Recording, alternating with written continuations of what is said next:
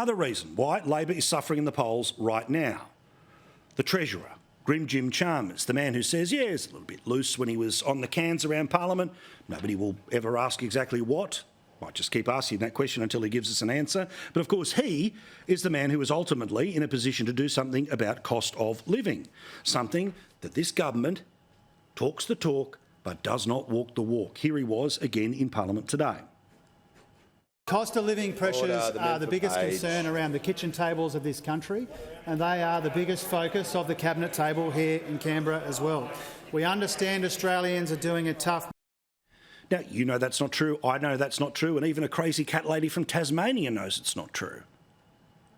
No, there's a no-win here. It's not like they go in and do these policies at half pace and go, well, that'll do, we've given the consumers some money, but you know what? The people on top, they just put their prices up, mate.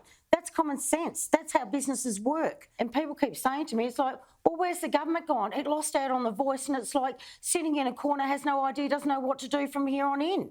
That's what it looks like. And then there's the whoppers that get told, the little half-truths, the little sleight of hand, the little games that get played, hoping that you won't pay attention. Now, again, most people don't watch Question Time. For my sins, I do, so I can report back to you about the tactics that they are starting to play here to try to change the conversation. There was this absolute whopper from the Treasurer today suggesting that his government's policies to deal with cost of living were able to save the inflation rate from going up by an extra 0.5%. Well, who cares when it's currently more than 5%? Have a listen to what he has to say about power bills. Remember, the ones that were supposed to go down by $275?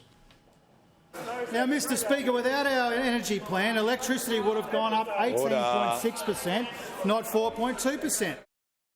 Only problem is, where's he getting his numbers? Because the inflation numbers are calculated quarterly, but they're also available to us month on month.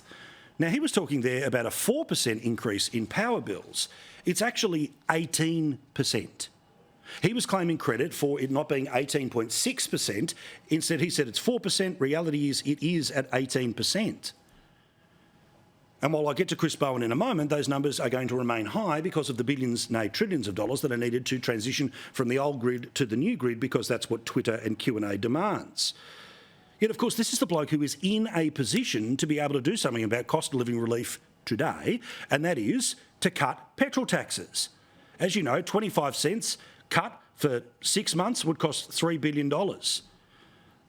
And that would all come out of a federal budget surplus that is more than $20 billion. But as the Prime Minister proved, again, later in Question Time, they don't want to touch the surplus because they want to use it to make political points like this. Under us, the first budget surplus in 15 years. Yeah. Something unrecognisable for those opposite who left a $78 billion deficit. We've got a $22 billion surplus. Reason number 3. Chris Bowen.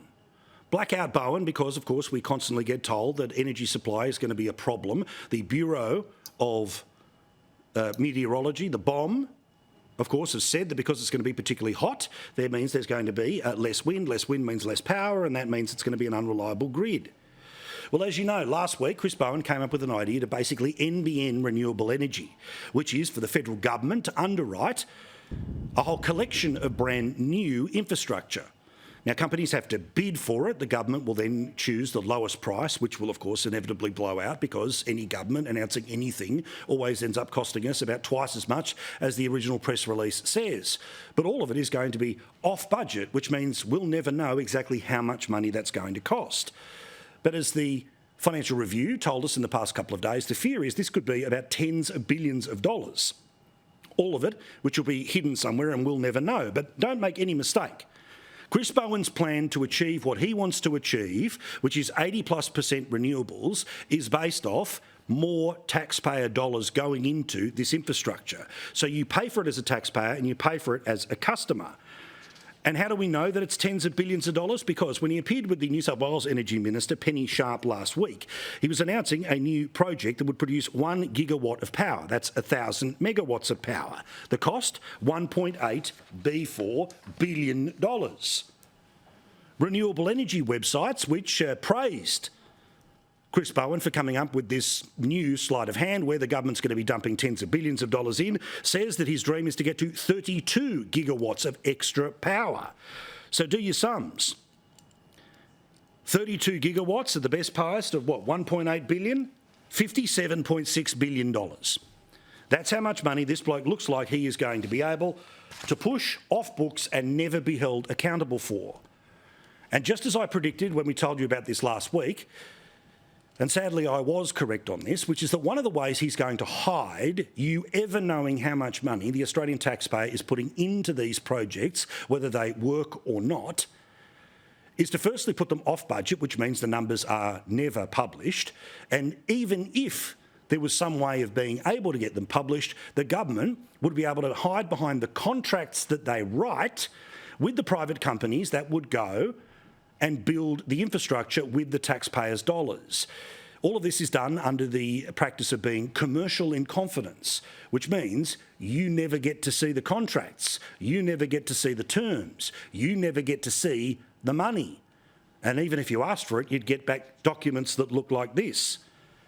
And just to give you an idea of how Chris Bowen thinks he's pulled off a master plan of almost 60 billion extra taxpayers' dollars with no accountability, guess which term he used over and over again today in question time?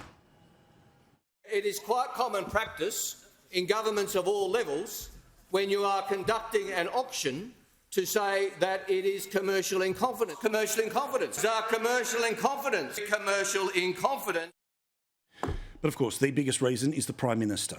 The Prime Minister himself, his lack of leadership, his want to put the country through what became deeply divisive in that referendum, $450 million up against the wall. But this is the government that will spend hundreds of millions of dollars on soft diplomacy and also scenarios where, as I've just shown you, they'll spend tens of billions of dollars to fix the political problem.